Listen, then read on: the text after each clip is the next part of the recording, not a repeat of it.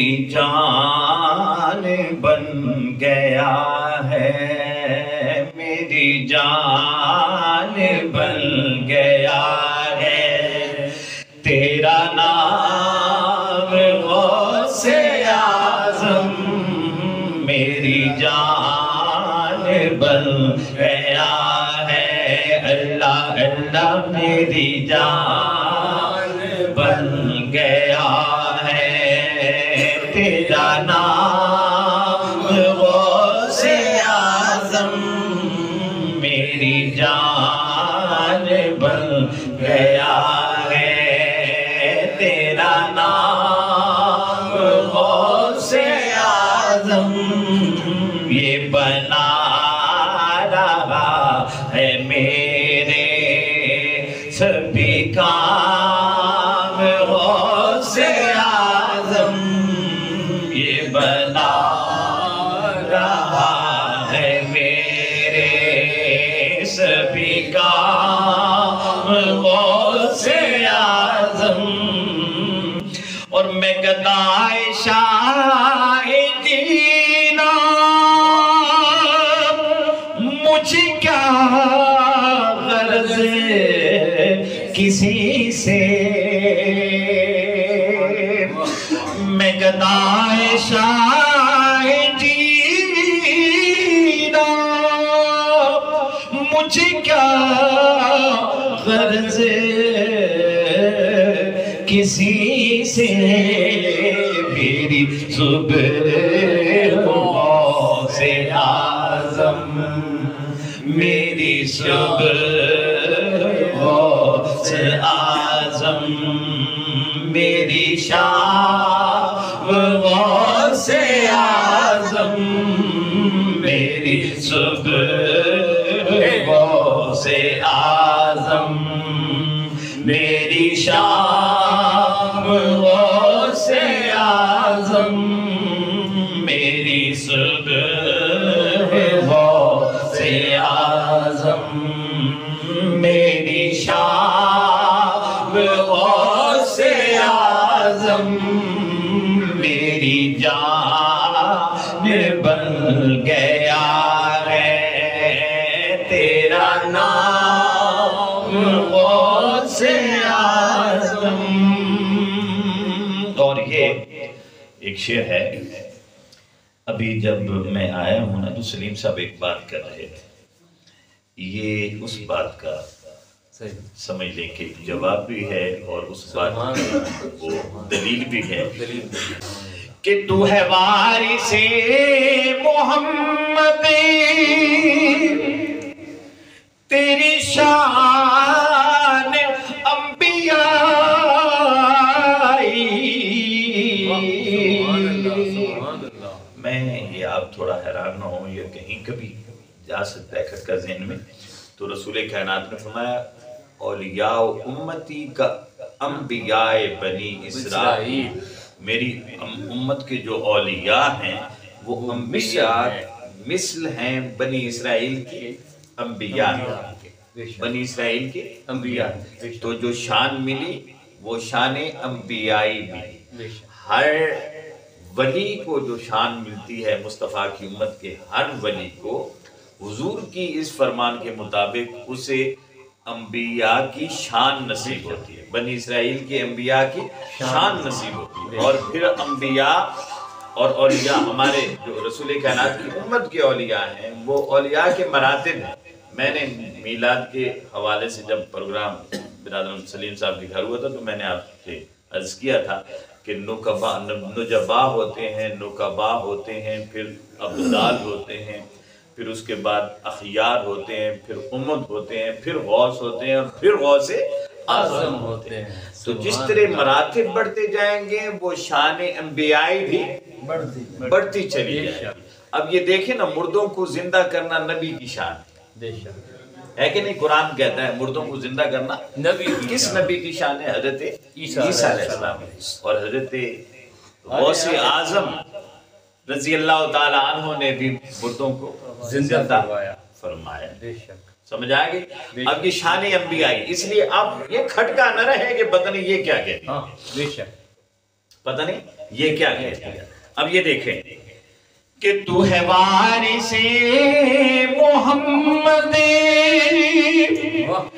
تیری شان انبیاء،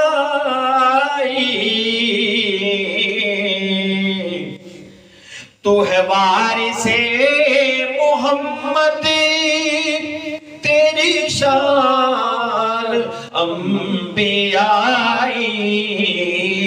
سب اولیاء کا تو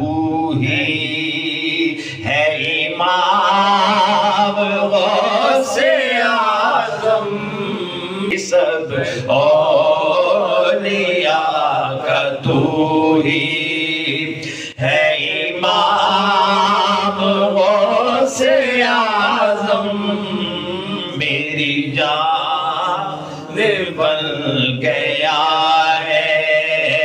تیرا نام غوث اعظم، اور تیرے نام پر بکا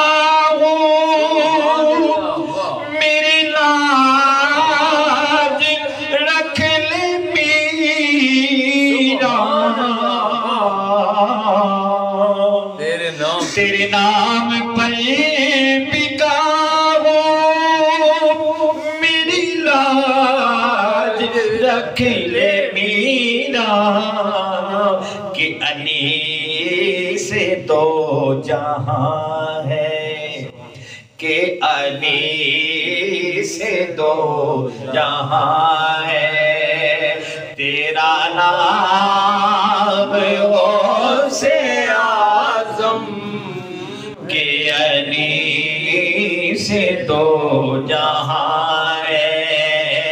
تیرا نام غوث اعظم۔ اور یہ ساری بات، یہ سب کچھ ہم کیوں کر رہے ہیں؟ ذہن میں سوال بھی آتے ہیں، ہمارے ذہن میں نہ آئیں، محبت والے لوگ ہیں، نہ بھی آئیں تو لوگ ڈالتے ہیں، لوگ ڈالتے ہیں کہ یہ کیا، آپ نے غوث اعظم کو اتنا مرتبہ اور مقام دے دیا، کہ عبد القادر جیلانی ایک جیلان کے رہنے والا، پھر ہمدان سے گزرتا ہوا بغداد گیا اور چند دن کیا گزار دیے اللہ کی محبت میں، کہ آپ نے اتنا مقام اور مرتبہ دے دیا،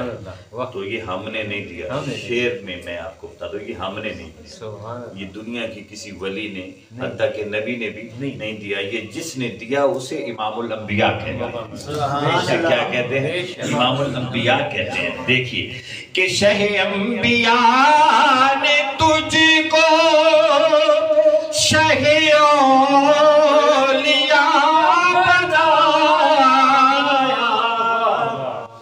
شہ انبیاء نے تجھ کو شہ انبیاء بنایا، اس لیے نہ کسی کو مل سکا ہے یہ مقام غوث اعظم، نہ کسی کو مل سکا ہے مقام غوث اعظم۔ اور مقطع دیکھیے کہ جب یہ شان ہے غوث اعظم کی، تو ہم یوں ہی نہیں سیدنا غوث اعظم جیلانی کا نام لیتے۔ مقطع دیکھیے کہ تیرا ہو چکا